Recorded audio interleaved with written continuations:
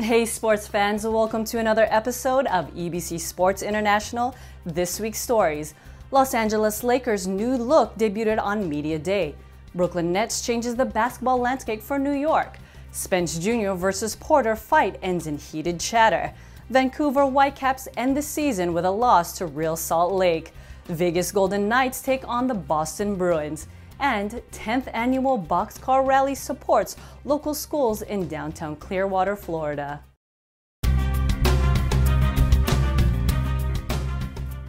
Hello everyone, I am Lynn Pence, bringing you sports stories from around the globe.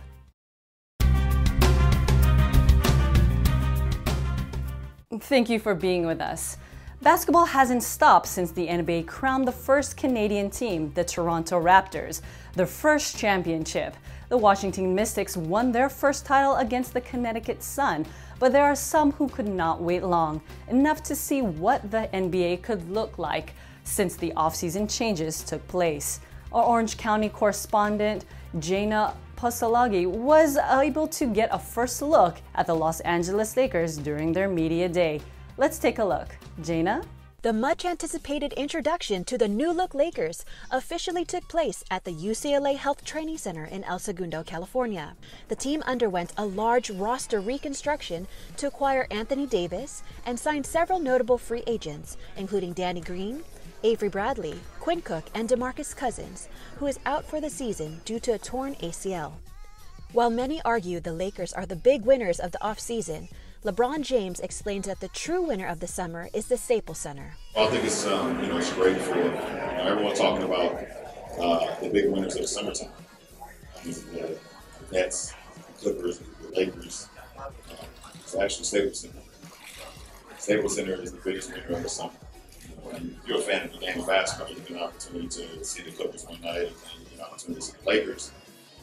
Great shows, great performers, artists, and everybody will come through Staples Center all throughout the year. Staples Center is a place to be. Maybe this year, you can go there and play a game, just throw that out there, have some freshmen on their team that's doing it there for themselves as well. No, seriously, I think it's just great. I mean, the city of Los Angeles is very proud of what's going on, not only for the Lakers and Clippers, but also the Rams, the Dodgers, the Kings, USC play so on a mystery.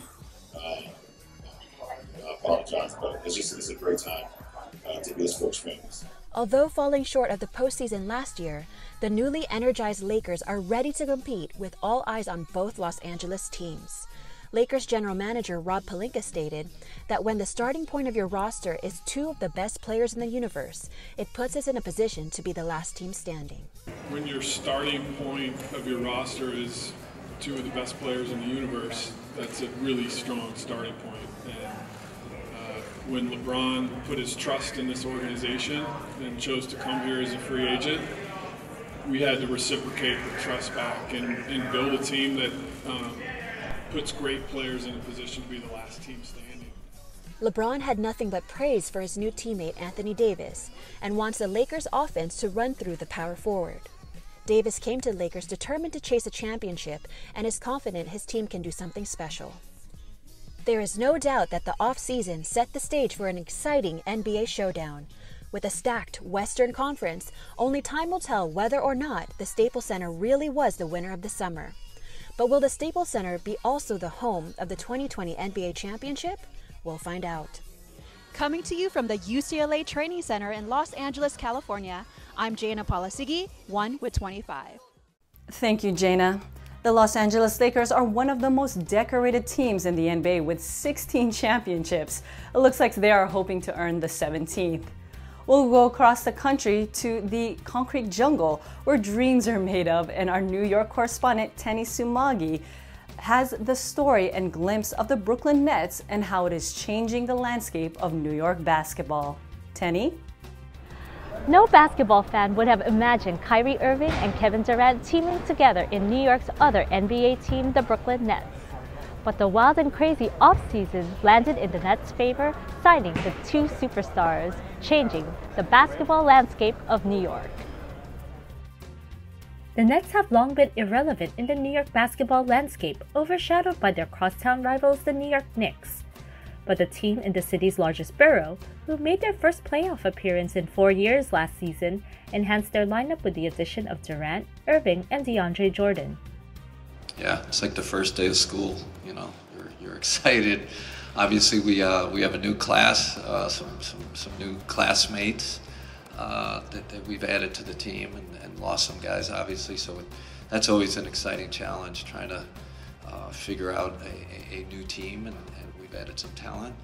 And I think it's great for the fans, great for the city, great challenge for us as an organization to keep moving up. Durant and Irving look ahead for a fresh start in their own pursuit of happiness in Brooklyn.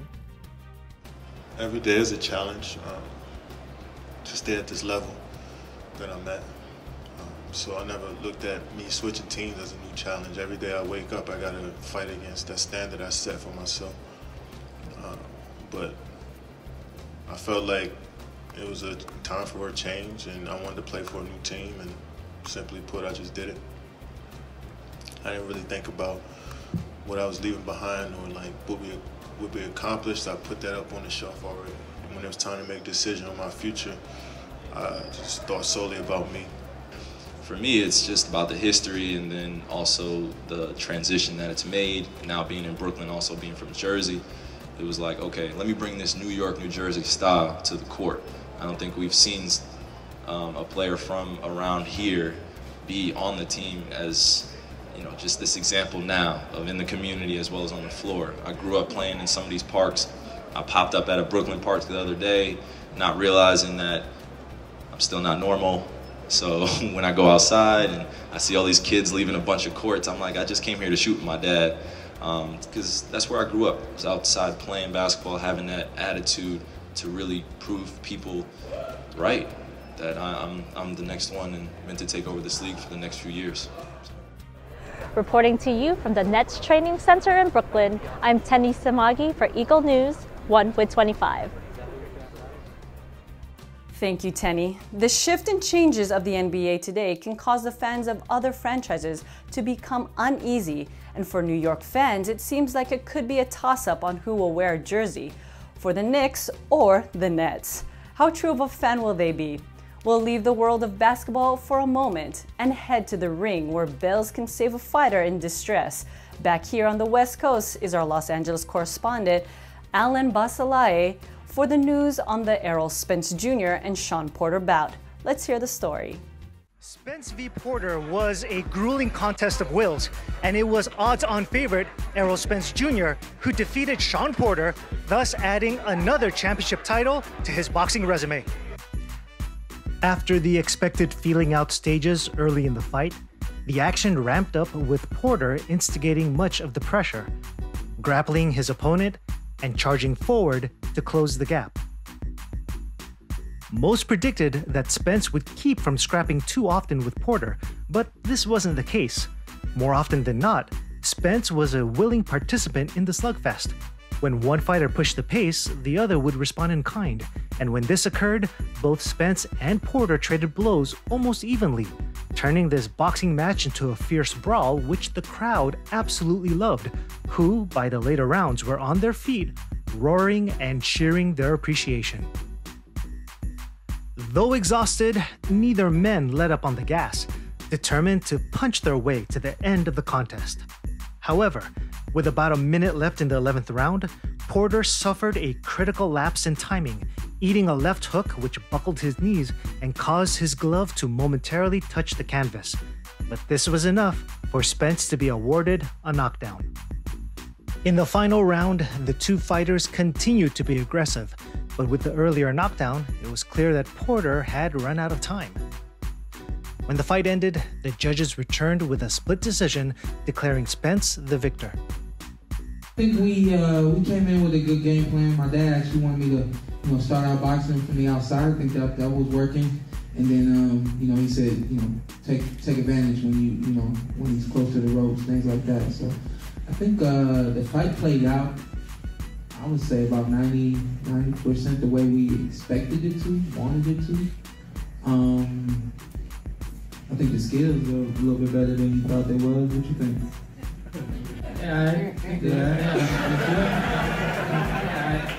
You're more tougher than skills, though. Yeah. That's a little bit better than you thought they was gonna be, right? Oh yeah, for sure. Appreciate it. I give you respect. I give you just. All right. Fight over it now, so I can give you just. As the post-fight interview continued, tension between Porter and Spence steadily began to flare up. I'm pretty sure I'm the one that sold this pay-per-view. I'm pretty sure I'm the one that sold this pay-per-view. I doubt it, when I came out, everybody was cheering my name. That's a good step. Okay, the only reason I'm pay-per-view is you fight me, so you would not be fighting on pay-per-view off of me. You can't even set out an arena. What arena can you set out by yourself? What arena can you set out by yourself? I just told you, baby. I just told you. What arena can you set out by yourself? Who can you text to tell them to come to the fight? I ain't even talking no more. Who can you text to tell them to come to the fight? The obvious implications of tonight's win is that Spence will want to seek another unification bout against Manny Pacquiao or Terrence Crawford, the other two welterweight champs. For sure, there's lots of chatter and clamor for that kind of fight to happen, and it'd be a lucrative deal for the camps involved. So will the necessary parties be able to work out the terms for another big super fight? Most of the boxing fans certainly hope so. At the Staples Center in Los Angeles, California, Alan Baso-Yahe, EBC Sports International. I'm 1 with 25. Thank you, Alan. Things got a little heated there, wouldn't you say? The welterweight champion Errol Spence Jr. is predicted to set his eyes on another blockbuster fight against a certain senator in the future. You just never know. When we return, Vancouver Whitecaps end the season with loss to Real Salt Lake. Vegas Golden Knights take on Boston Bruins, and 10th annual Boxcar Rally supports local schools in downtown Clearwater, Florida. EBC Sports International will be back in a moment.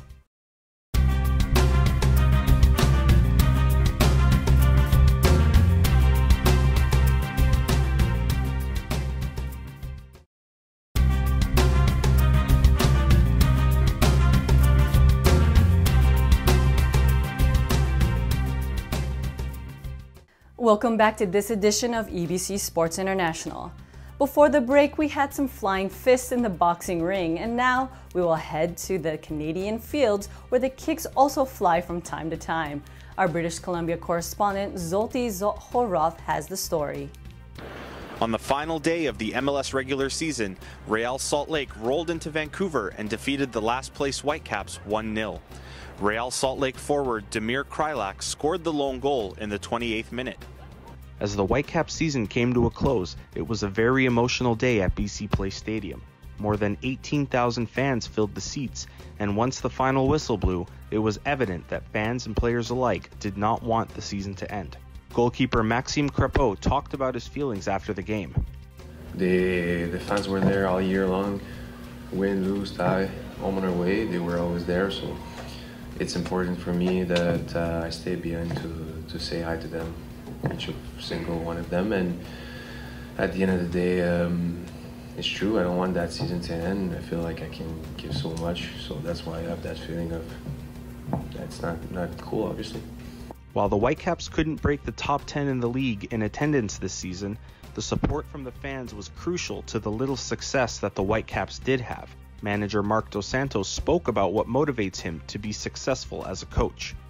The only thing that's in my head is always, and it's from the bottom of my heart, is people that are coming to the stadium. People. It's not about me making points or standings. Me, it's all about the people that come to the stadium every day and support this team. We have to give back. The Whitecaps now head into the offseason looking to improve the squad that only won 8 games this year. Dos Santos, who dismantled the team last offseason when he took over the manager position, spoke about what his plans look like this year. We have to be careful with the turnover. Of course, there are pieces that for us are crucial, and we're working hard on them. But at the same time, we have to see maybe there's opportunity that are going to come with players that we think this is part of the core, this player we want to stay with, but we don't know how the other teams are thinking. And maybe there's players that today we think we're going to keep, and then there's something that happens in the market that makes us move because it's the best thing for the club. With the win, Real Salt Lake finished as the 3rd seed in the Western Conference and will host the Portland Timbers. The last place Whitecaps will head into the offseason with hopes of a better season next year. Zolty Horvath, Eagle News, 1/25. Thank you, Zolty. From Canada, we will head over to the desert to check up on the team in the heat, the Vegas Golden Knights, as they hosted the Boston Bruins. Our Las Vegas correspondent, Brian Sonson, has a story. Brian? Coming into tonight's matchup 2-0, the Vegas Golden Knights faced the reigning Eastern Conference champions, the Boston Bruins.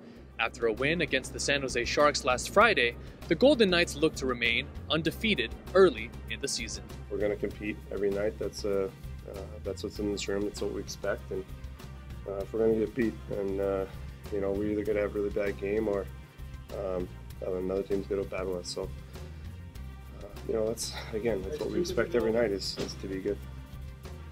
Well, I think we were actually playing better than they were at the start, but they just capitalized on their 2 opportunities. One was BP and one was breakdown. How much did turnovers help in building up the lead in the second quarter? Yeah, it helped, but we were turning pucks over too. I think both teams capitalized on those opportunities, especially nowadays. Everyone's so concerned about transition and getting pucks up. You can't turn too many over and give great opportunities, but you know, we capitalized on a couple good ones. Yeah, I mean, they're a great team, and I think what they were going to bring in this game had the potential to go a lot of different directions. So obviously, being down early, being able to come back, winning a close game at the end, pushing them off a little bit at the end. Those are just experiences that we'll put in our pocket and use for good. I think they were better going forward. High flipping over people that they don't want to dump and chase all night, but I think they're trying to get the puck going north a little more, using their foot speed against a heavier D. It certainly seemed like, Pasta flipping it to Marshy a few times, and then the other way around as well. I think Pasta wanted to attack more one-on-one without being risky, and I did a good job of that. We really tried to put some pressure on their defense. We're going to stay until the end, and it's nice to see Passion Court to give us a chance. A couple more bounces we can get back in. After a promising start early in the game, the Vegas Golden Knights never recovered and lost 4-3 to the Boston Bruins. As for the Bruins, this is just an early indication of what's to come, one season removed from almost winning the Stanley Cup. Do either of these teams make a case in making it far in the playoffs? We'll just have to wait and see. Coming from the Las Vegas Bureau, I'm Brian Sonson, always 1/25. Thank you, Brian. The NHL season has just begun out there, and already some big news coming from Las Vegas. From a great start to a low point, the season is just getting started. I'm sure we'll hear more from them. And now let's head to the Sunshine State, where a new pastime is creating a nostalgic way to help support local schools. Our Florida correspondent Angelo Corpus has the story for us. Hey friends, racing is a sport that many people come to watch, even though it may be with amateurs to real professionals. Here in downtown Clearwater, many racers gather to show their love for their creations. We will explore who will earn their title to be the fastest. On its 10th consecutive year, the Achieva Credit Union kicked off at downtown Clearwater, displaying various boxcars made with different materials that may give each other the upper hand. We saw great competitiveness and various styles each racer chose to gain speed through the race. There were even vendors that offered even more fun for the whole family to enjoy, including food trucks, a kids zone with balloon artists and face painting. So we are now 10 years on, and this event has grown tremendously. We have an attendance of around 3,000 to 4,000 people. The races run from 9 a.m. till 4 p.m. and with multiple different categories for the races, ranging from 7 years old all the way up to adults. For someone who's visiting the event for the first time, you'll get to see, of course, 2 different categories of racing. You know, you have the home-built cars, you know, people are racing cars, and from filing cabinets to wheelbarrows and all fun stuff. But along with the races, you'll see other fun stuff. So we provide other entertainment for kids. There's food, there's face painting, there's a green screen photographer, sports mascots. We try to create not only the races, but a good family day out for the whole family to enjoy. It's going to be a lot of fun the first time. You're most likely going to be nervous, but once you get on that track, once your car goes down, you just feel the rush, you feel the wind onto your hair, and just have fun after that. Nearly 300 races with boxcars were made out of materials from surfboards to filing cabinets and anything they can get their hands on. Even more great about this event is that it raises money to provide classroom grants for local schools. Now, we came to ask one of the racers on how the process of building one took. Well, the experience has been pretty good. I'm not the only one who built the car. We have the other techs also on the shop, but we all put it together. Every year we improve a little bit. This year we'll hope to get at least second or better at first place. But it's been pretty fun. It's something that everybody should do it, at least once in their life. To the next fun feature, signing out from Clearwater, Florida, I'm Angelo Corpuz, your EBC correspondent, and I am always 1 with 25. Thank you, Angelo. I just love a feel-good story. When events are held to help the future generations, it's a great cause and motivation to see the locals are hosting events like this to help the youth. That is all we have for this week's edition of EBC Sports International. Be sure to join us for the next episode. But before then, make sure you visit us on our websites at eaglenews.net and eaglenewslive.com. Like us on Facebook, follow us on Twitter at twitter.com/EagleNewsPH. It's been a pleasure and we thank you for watching. I am Lynn Pence and I am 1 with 25.